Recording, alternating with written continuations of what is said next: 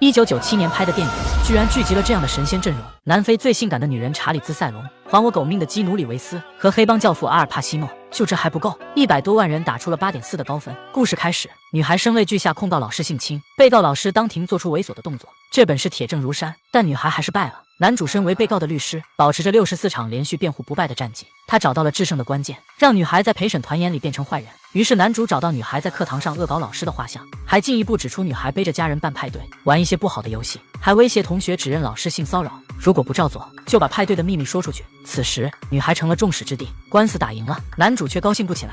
即使他又一次保持了不败记录，即使他知道老师有罪，即使有人提醒他，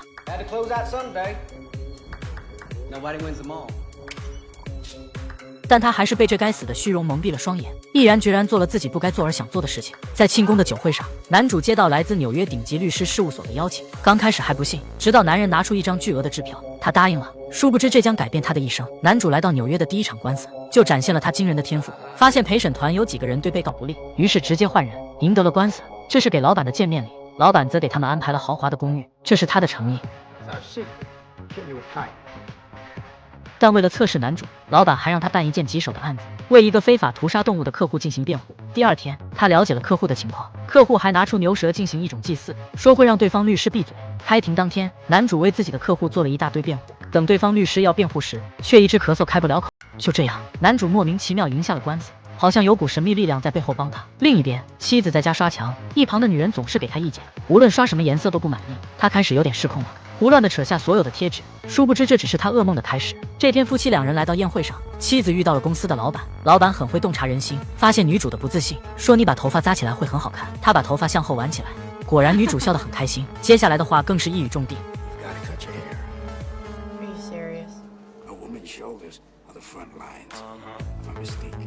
这番话好像有魔力一样，深深地刻在他的心里。与此同时，男主遇见了他此生梦寐以求的女人，两人交谈甚欢。此时老板出现，说有急事找他，要为纽约有名的地产大亨辩护。此案子涉及3条人命，男主之前从未接受过命案，但老板还是力排众议给了男主。回到家，妻子抱怨男主没有陪自己，而丈夫则指着女主无理取闹，这是两人第一次吵架，结果不了了之。第二天，女主把头发真的剪短了，随后她和其他阔太打发时间，阔太正在换衣服，突然变成了恶魔的样子，她惊呆了。回到家，男主安慰着妻子，但女主越来越激动，他们想要一个孩子，但男主抱着自己的妻子，心里却想着另一个女人。男主的虚荣心正在被放大，他想有一个能匹配自己的女人，对妻子的情况毫不放在心上，他还是若无其事的工作，没日没夜的调查。妻子的病越来越严重，他开始出现幻听，本能的拿起菜刀。当他小心翼翼走到房间一看，居然是个可爱的婴儿。他放下戒心，慢慢靠近，突然婴儿手里拿着他的卵巢，他吓得不知所措。事发后，男主只是不停安慰他。此时女主已经到了崩溃的边缘，但这时电话响起，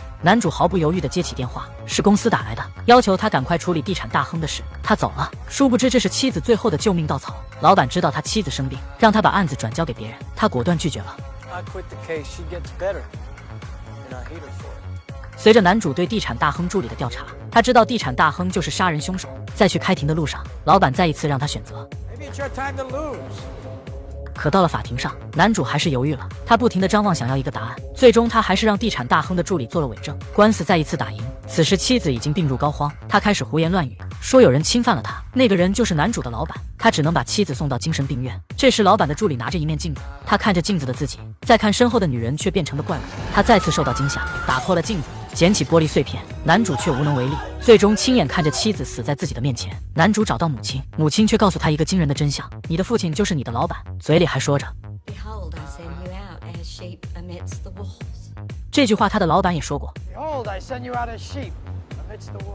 男主恍然大悟，原来老板一直在观察他，这早就是谋划好的。他找到老板，老板也毫不避讳地承认了一切。男主怒火中烧，连续开枪，可老板居然毫发无伤，还在嘲笑他，你就这点能耐，自己打官司为何从未输过，你就没有怀疑？此时男主才反应过来，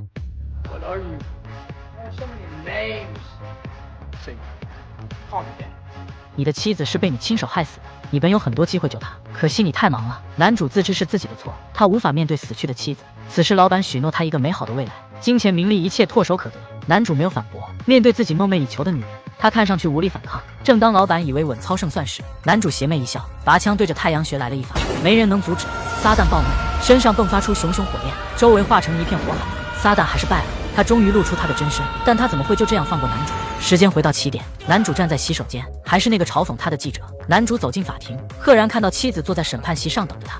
他是如此的高兴可以重新来一遍，他禁不住2次亲吻妻子，并毅然宣布退出此案。就在所有人都为男主感到高兴的时候，一个记者追了出来，要求采访他，并且告诉他，律师的良心危机是个大热门，我会专门为你做报道，让你出名。在妻子的怂恿下，男主还是答应了。当他与妻子相拥离去时，身后记者的脸忽然幻化为老板的脸，他面带笑容地说出他的名言。